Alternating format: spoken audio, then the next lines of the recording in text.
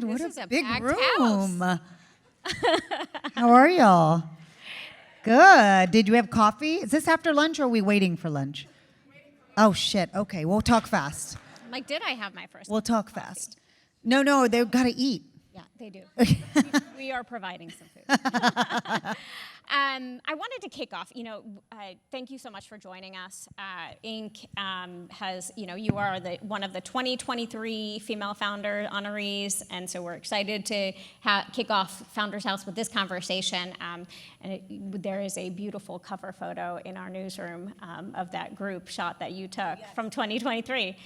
I wanted to kind of kick off the conversation with the evolution of Eva. From actress, producing, launching businesses, what exactly made you decide that that is how you wanted to pivot your career?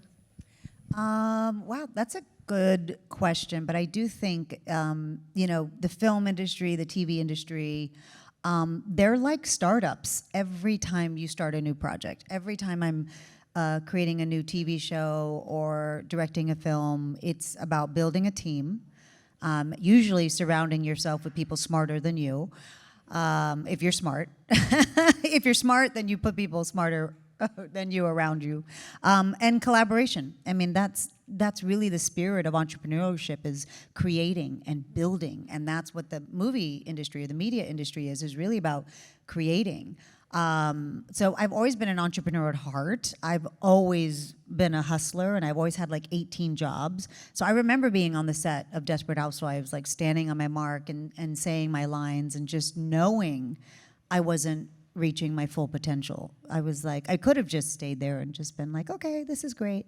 But I just felt like I wasn't doing enough, as most women feel, right?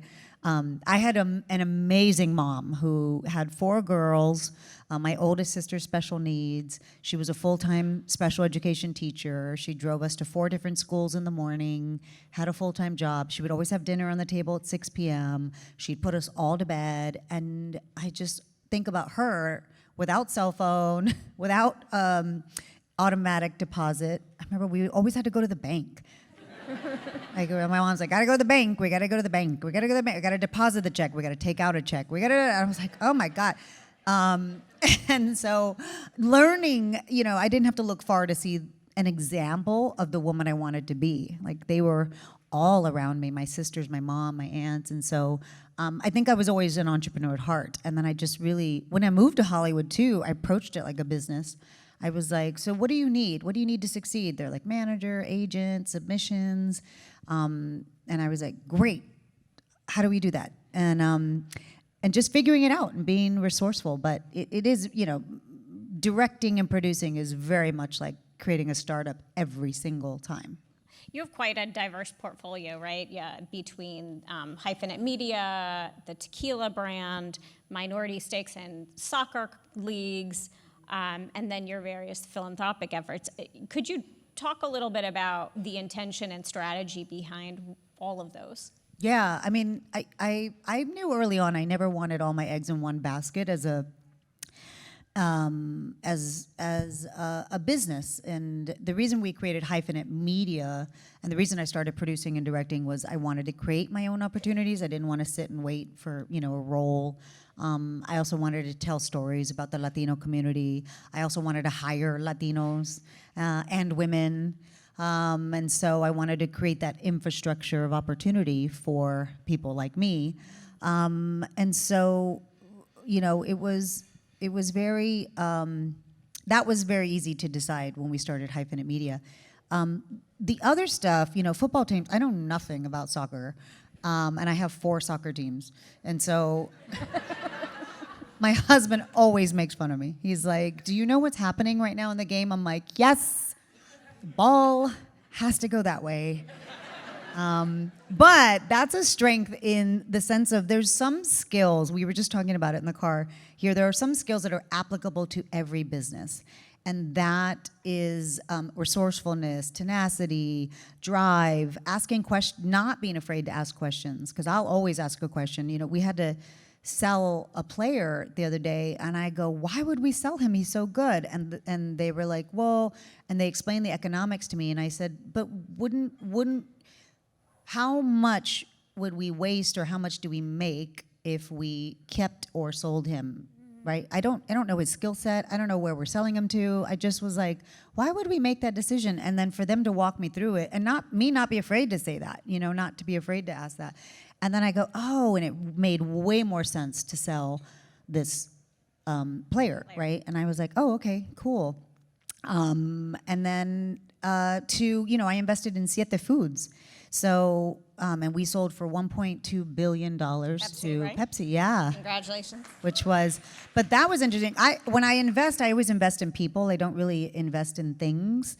And I loved the Garza family. Veronica Garza, Miguel Garza, the family who started Siete Foods, Siete means seven, there were 7 family members. And the reason behind starting this amazing brand, their why was so good. And I grew up in Texas. We were both Mexican American. I was a fan of the product, and they weren't really taking outside investors. And I begged them. I was like, I just believe in you. I just believe in this. And to see the success that they had. And then visiting the factory and seeing all the people that they employ, and it was just really, it was an amazing company to be a part of when they sold to Pepsi. What else? What else? Out of all of these businesses, Yeah. which ones are the most successful in terms of revenue drivers? Well, I invested in John Wick, so that one was good to me.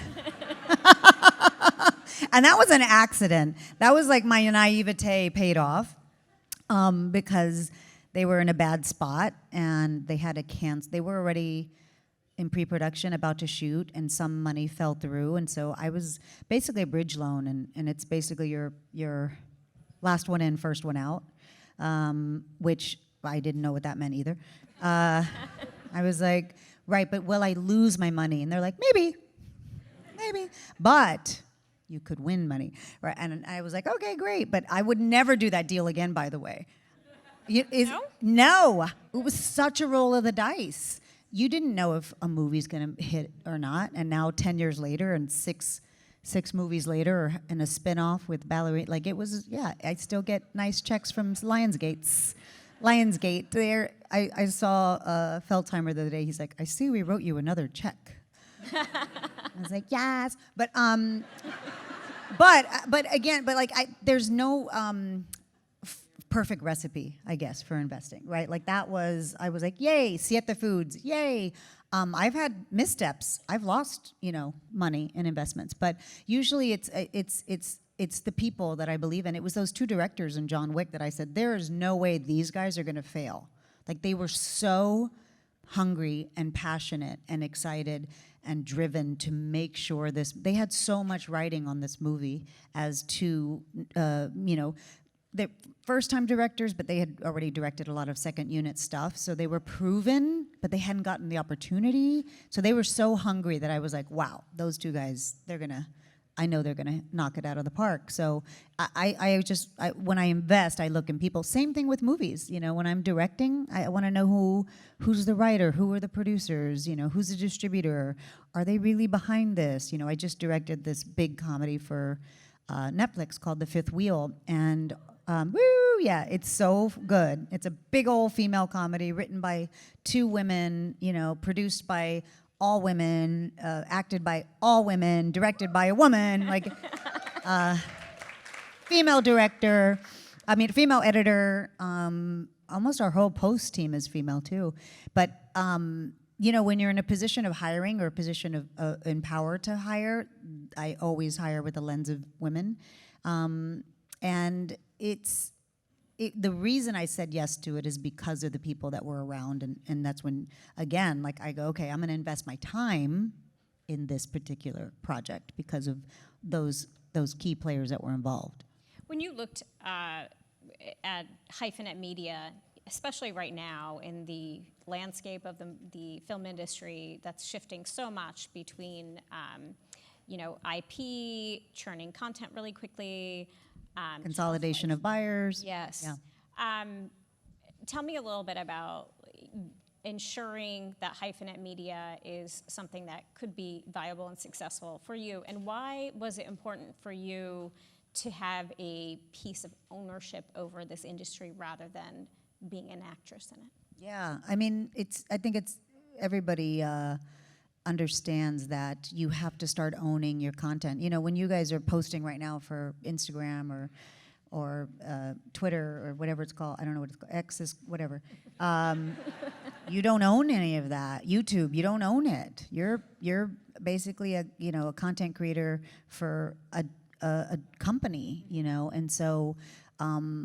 We definitely, Chris Abrego is my partner, and he's an amazing operator. He's a genius in understanding and identifying the white space in our industry. He's built companies, he's bought companies, and we just looked at the landscape of our industry, and Chris is Mexican-American, I'm Mexican-American, so we're very sensitive to the idea that the storytellers from our community aren't getting the opportunities. Even though they're qualified, and even though we have great stories to tell, we don't get the same bites at the apple as other people. And so we wanted to, again, build the infrastructure of opportunity, provide a little capital, provide access, provide know-who, because all the people that we work with know how.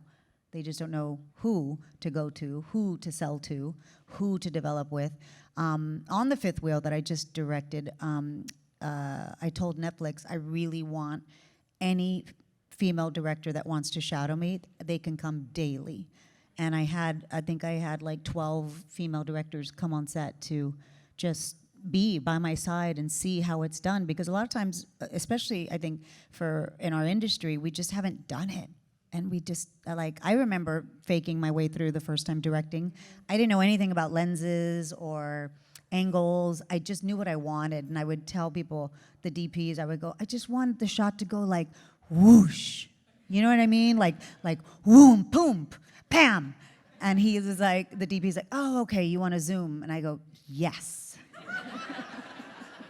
That's what I would like. But again, I was never afraid to look dumb, and I wasn't afraid to communicate what I wanted the best I could. I said, I want the scene to feel intimate. He was like, oh, okay, I'm going to change it to 100, the lens, right? And I was like, what does that do? And he goes, well, it'll shrink everything. And so now, 20 years later, I know all the terminology, but that's just because I was brave enough to ask the questions when I needed to ask it, It sounds as if you almost had the audacity to step into something, business side of an industry that you had been a participant in, and take ownership over it. Yeah. How do you guide others to lean in that way? And how do you even decide on what businesses that you're attaching your name to? Because there's a lot of celebrities launching a lot of brands. How do you decide strategically, like this makes sense, and I can see a viable path to success? Yeah, with that, I have to see a viable path to success. I also have to see an exit strategy. Like if this goes south, how do I get out of it? And that's a lot of time. That's a lot of. I teach that to a lot of people in business. We've acquired some businesses, and I remember talking to one of the businesses we were acquiring, and she was like, what do I ask? I don't even know. I have a lawyer that I said, yes, have your lawyer handle it. But she was like, but what do I ask my lawyer? And I said, ask him, what's an exit strategy? What if this goes south? How do I get out of this? How do I keep my name? How do I keep ownership of my, and really, so that, like, what's the way out? Whether the exit strategy is an exit, a payday, or whether it's not, just how does this end, right? In success, is it successful? Is it worth my time also? Because there's some things,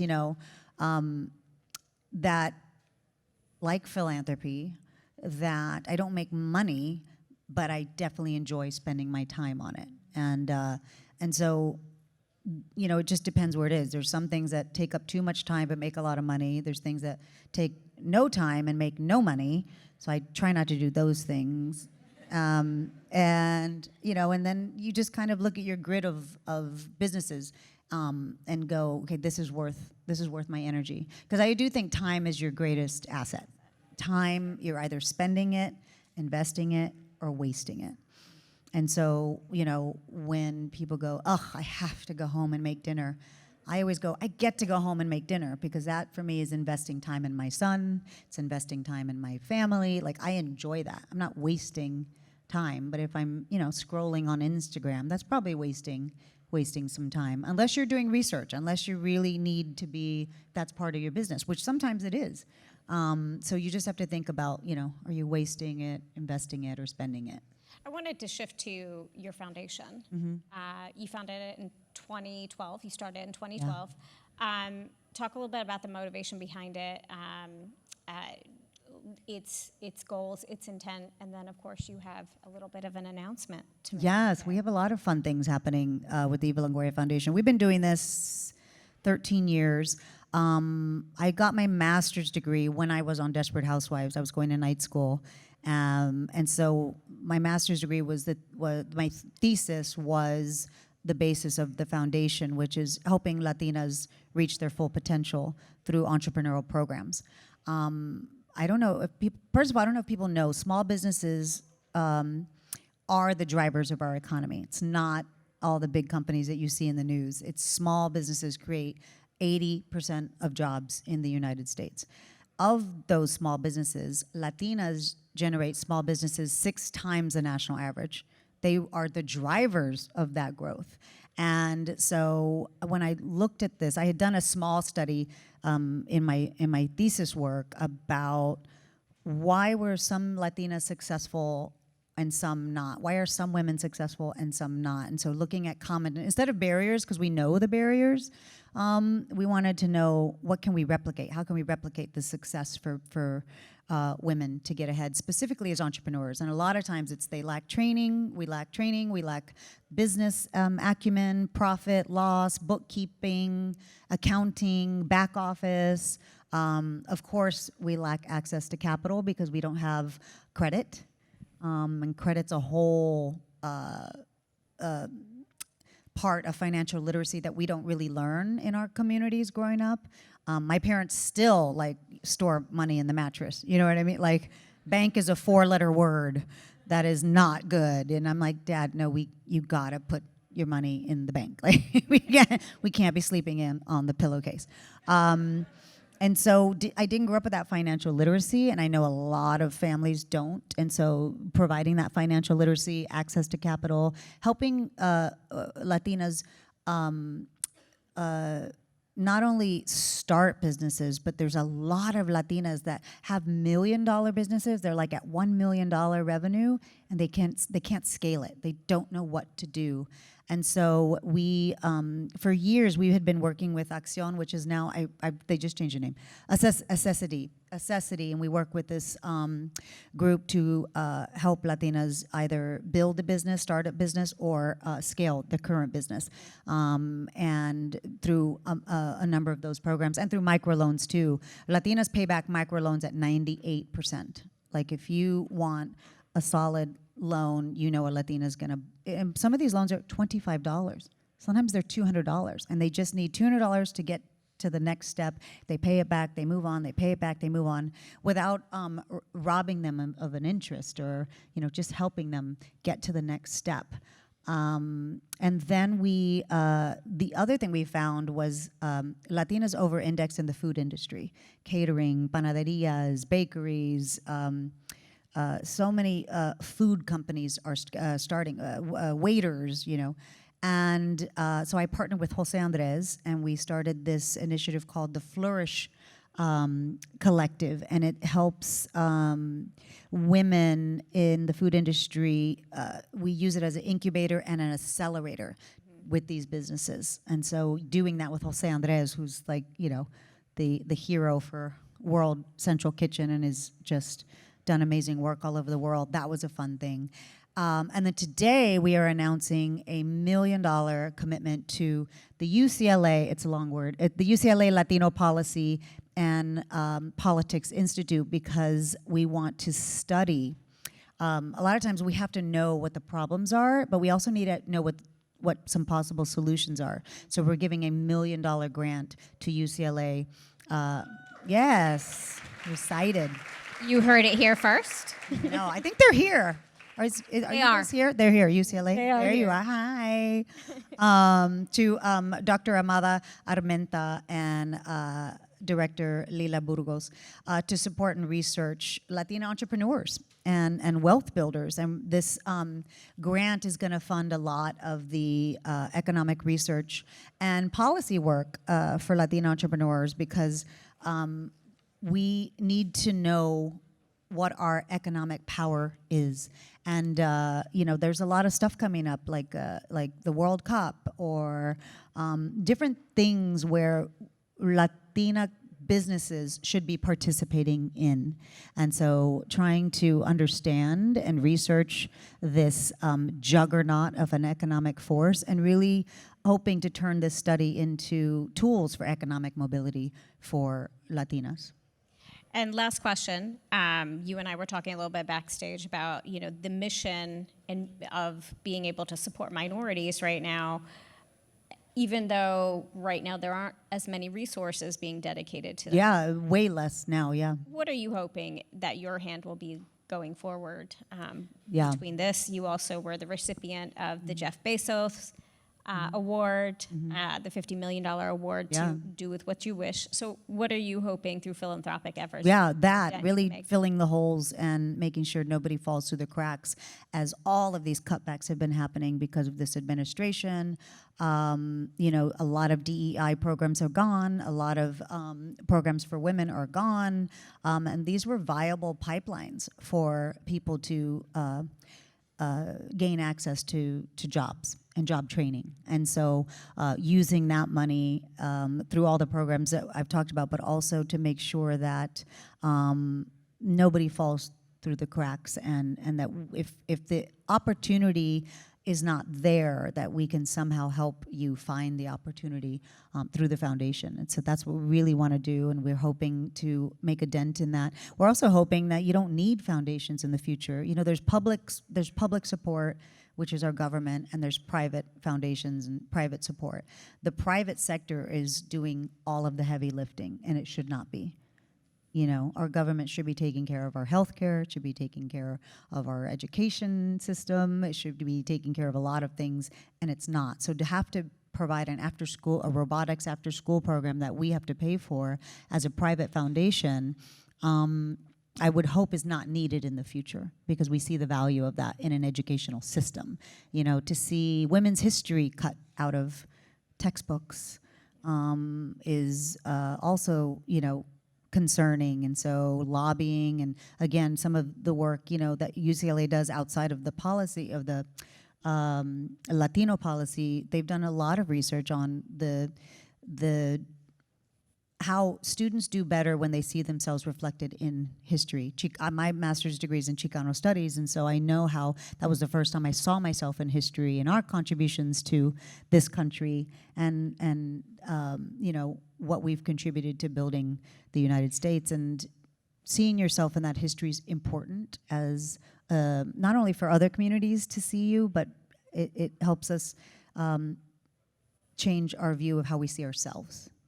And so that's what we're going to keep doing. And we are at time. Thank you thank so you. much for Thank joining us, you. Eva Longoria. Thank you, guys.